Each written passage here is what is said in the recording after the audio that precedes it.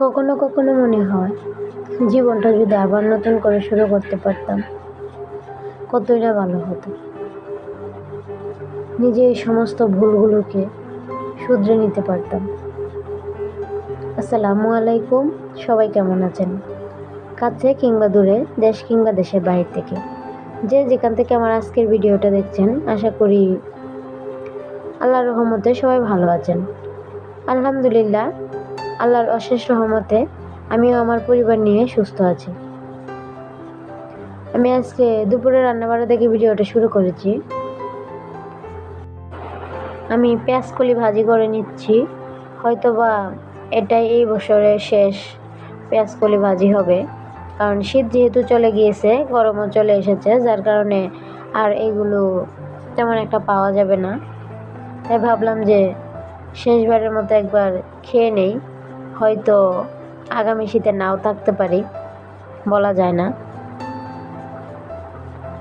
আমি ভাজিটা করতে করতে আপনাদেরকে সেই পুরনো কথাটা একবার মনে করিয়ে দিতে চাই। যারা ভিডিওটা দেখার জন্য ক্লিক করেছেন আর এই পর্যন্ত চলে এসেছেন, তাদেরকে বলবো প্লিজ আমার চ্যানেলটা সাবস্ক্রাইব করে আমার পাশে থাকবেন, আর পাশে থাকা বেল বাটনটা ক্লিক করে দিবেন, তাহলে আমি ভিডিও ছাড়া মাত্রই আপনাদের কাছে নোটিফিকেশান চলে যাবে আর আপনারা সময় করে দেখে নিতে পারবেন।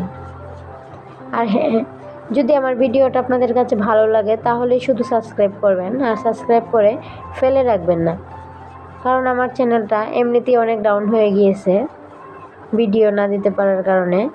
তাই আমি চাই না আমার চ্যানেলটার আর কোনো ক্ষতি হোক।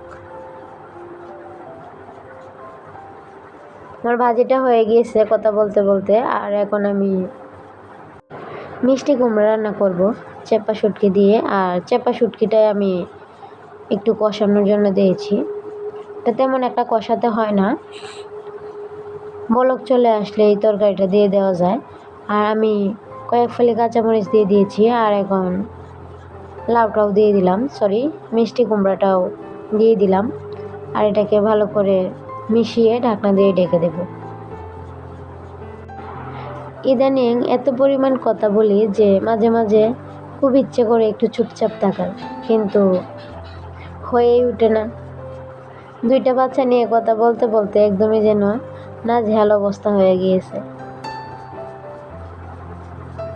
মানুষের জীবনটা কত অদ্ভুত, তাই না? আমার দুইটা বাচ্চা হয়ে গিয়েছে, আর আমার সাথে যে বান্ধবীরা আছে তাদের অনেকেরই এখনো বিয়েই হয় নাই, আর আমি রীতিমতো কিন্তু বুড়ি হয়ে গিয়েছি।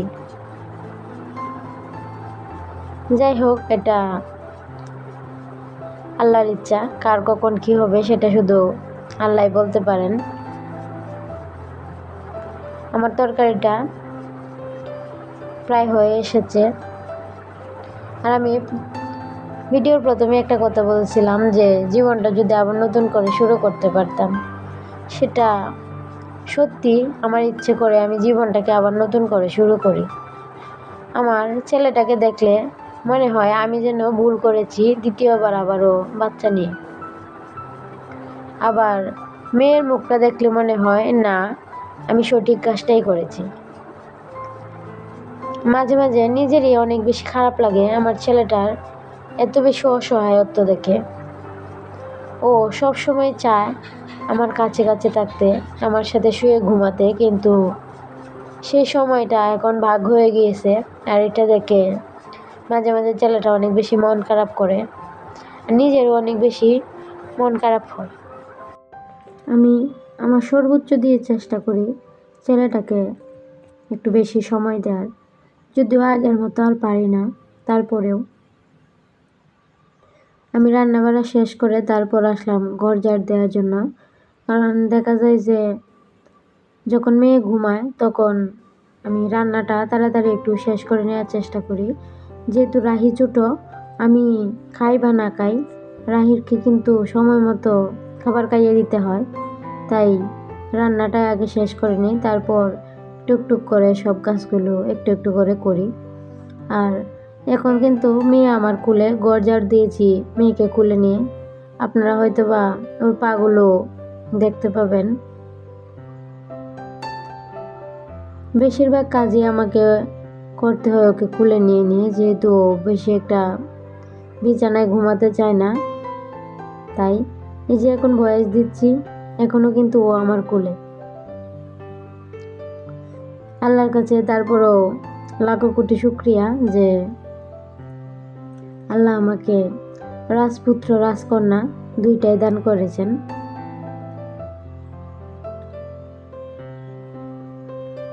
আমি বেসিনটা পরিষ্কার করে নিচ্ছি। এই বেসিনটা এত বেশি ময়লা হয় যে একদম বলার বাহিরে। যেহেতু রাহির আব্বু পান খায়, সেহেতু ময়লাটা একটু বেশিই হয়। দেখা যায় একদিন পর পরে এটাকে পরিষ্কার করতে হয় আমার। আর আমি চেষ্টা করি সবসময় সবকিছু একটু পরিষ্কার পরিচ্ছন্ন রাখার, যদিও এখন আর তেমন একটা হয়ে ওঠে না। আমার ঘরের অবস্থাও মোটামুটি খারাপ হয়ে গিয়েছে, তারপরেও কিছু করার নেই।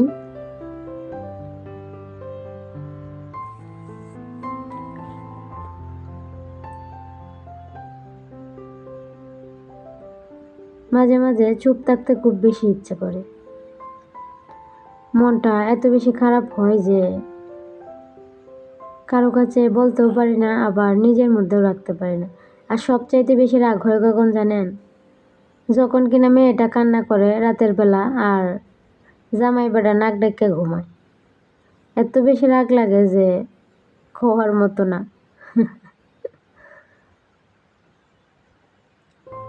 যাই হোক, আবারও রান্নাঘরে চলে আসলাম।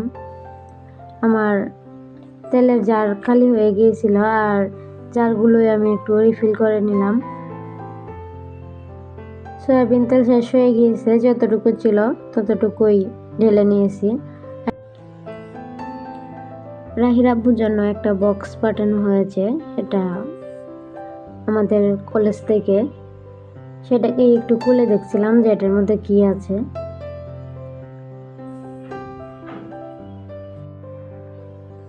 খোলার পর দেখলাম যে ওরা স্যারের জন্য, সরি রাহির আব্বুর জন্য খাবার পাঠিয়েছে। আর হ্যাঁ, আমি কিন্তু রাহির আব্বুকে স্যার বলেই ডাকি। যেহেতু আমার চেয়ে বয়স অনেকটাই বড়, সেহেতু নাম ধরে ডাকার তো প্রশ্নই ওঠে না। আর রাহির আব্বু আর কতবার বলা যায়, তাই আমি ওকে স্যার বলেই রাখি। এই যে দই পাঠিয়েছে, সাথে খিচুড়ি পাঠিয়েছে। কলেজে মনে হয় কোনো অনুষ্ঠান ছিল, তাই ওইখান থেকে রাহির আব্বুর জন্য পাঠিয়ে দিয়েছে। আর খিচুড়িটা এত পরিমাণে বাজে ছিল যে মুখে দেওয়ার মতো না।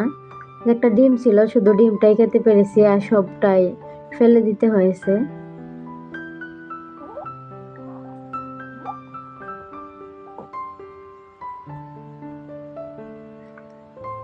অনেক দূর চলে এসেছি বকবক করতে করতে। জানি না এখন পর্যন্ত আমার বকবকানি শোনার জন্য কেউ আছে কিনা। যদি দেখে থাকেন আর একটা লাইক দিতে ভুলে গিয়ে থাকেন, প্লিজ একটা লাইক দিয়ে দিবেন। আপনারা তো জানেন একটা লাইক আমাদের জন্য কতটা প্রয়োজন, আর বিশেষ করে আমার চ্যানেলের জন্য তো অনেক বেশি প্রয়োজন একটা লাইক। আমার চ্যানেলটাকে আমি শেষ করে দিয়েছি, জানি না এই চ্যানেলটা নিয়ে আরো এগিয়ে যেতে পারবো কিনা। দেখুন আমার ছেলের অবস্থা, ওর বোনের বিছানায় ঘুমাবে, তাই আমিও আর বারণ করি নাই যে আচ্ছা ওর মনের ইচ্ছাটা একটু পূরণ হোক। তাই ওকে শুইয়ে দিয়েছি ওর বোনের বিছানায়। চলে আসলাম অনেকদিন পর একটু চা খাওয়ার জন্য, আর চা খেতে খেতে আপনাদের কাছ থেকে বিদায় নিয়ে নেব। আপনারা ভালো থাকবেন, সুস্থ থাকবেন, আর আমার পরিবারের জন্য দোয়া করবেন। আল্লাহ হাফেজ। আসসালামু আলাইকুম।